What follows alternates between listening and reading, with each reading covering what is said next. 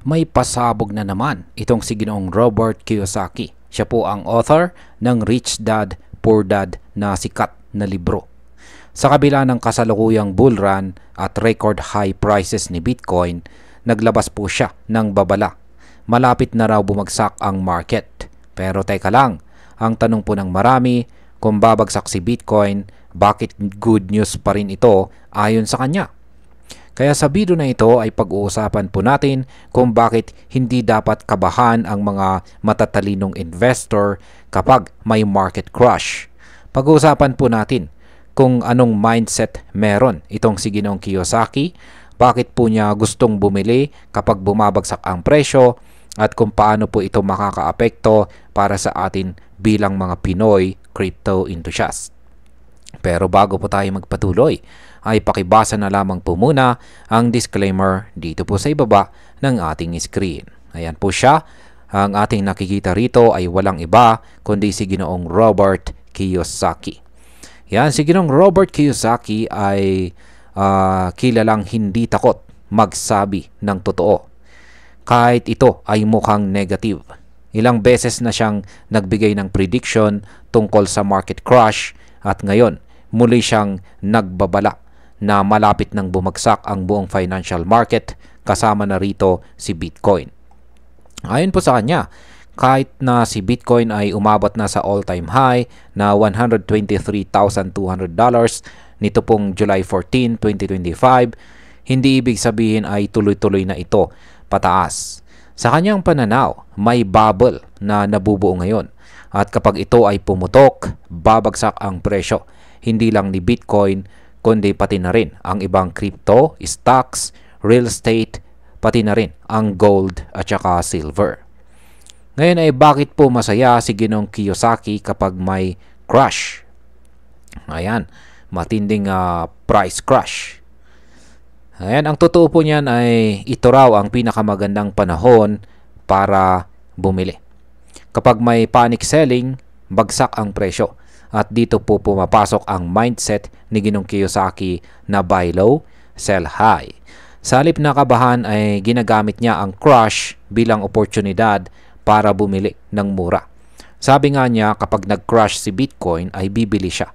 Ganon din daw ang gagawin niya sa gold at saka silver. Ngayon pong July 2025, si Bitcoin po ay lumipad sa presyong $123,200.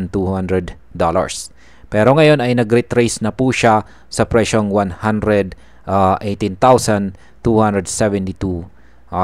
Ibig sabihin ay bumaba na ito ng kaunti. Pero nasa taas pa rin siya kumpara sa mga nakaraang buwan. Ayan, si Ethereum naman ay umabot po sa presyong $3,800.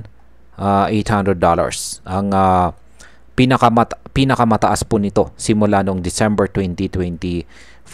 Sa XRP, yan ay bagamat hindi pa umaabot sa kanyang all-time high, ay tumama na po sa $3.65 na isang multi-year high na rin nito.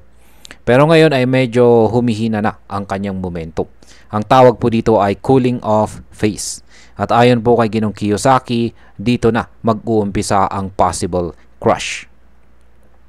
Ayan. Nitong mga nakaraang taong March 2025 ay sinabi po ni Ginoong Kiyosaki na the everything bubble is bursting.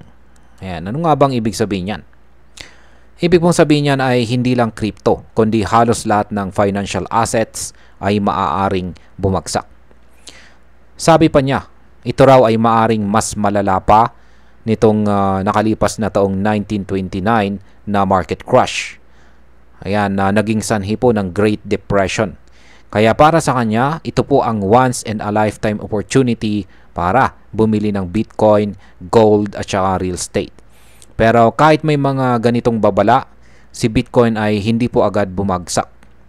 Sa halip ay tuloy-tuloy pa nga ang pag-akyat niya mula po sa $80,000 patungong $123,000. Ngayon kahit pa may posibilidad ng price crash, ay handa itong si Ginoong Kiyosaki na bumili ulit. At bakit? Dahil naniniwala siya naakyat po si Bitcoin ng mas mataas sa mga darating na taon. Ayan, ito po yung matinding prediction ni Ginoong Kiyosaki. And aabot daw po kasi si Bitcoin sa presyong $1 million bago sumapit ang taong 2030. Oo, tama po ang narinig ninyo. $1 million. Kung totoo nga ito, ang crash na mangyayari ngayon ay hindi isang wakas, kundi isang panimula.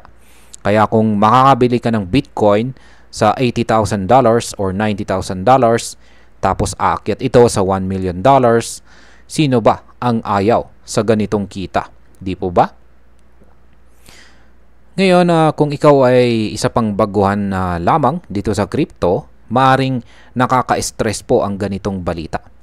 Ayan, market crash, panic selling, bagsak ang presyo. Ayan, pero ito po ang mahalagang tandaan natin. Ang tunay na kita ay nagmumula po sa pasensya, disiplina at tamang timing.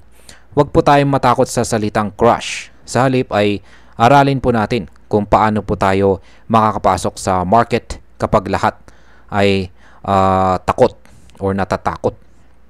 Dahil kapag bumalik po ang market sa itaas, ikaw ang siyang nakangiti. Sabi nga ni Ginoong Warren Buffett, be greedy when others are fearful. Yan, fearful. Ulitin natin. Be greedy when others are fearful. At si Kiyosaki, Ginoong Kiyosaki ay sumusunod dito. Sa kabuuan ay ang crash or market crash ay hindi naman po laging masama. Para sa mga matatalinong investors tulad ni Ginoong Kiyosaki, ito po ay isang oportunidad para kumita sa tamang panahon. Kaya kung may market crash man sa hinaharap, huwag kang kabahan. Maging handa, mag-ipon, at kapag dumating ang tamang panahon, ay bumili. Hindi lahat ng bumabagsak ay nawawala. Minsan, kailangan lang nating dumaan sa baba para muling makalipad sa itaas. At ayan, hanggang dito na lamang po tayo sa video na ito mga ka-crypto. Marami pong salamat sa panonood. Ingat po tayo lagi at God bless po sa ating lahat.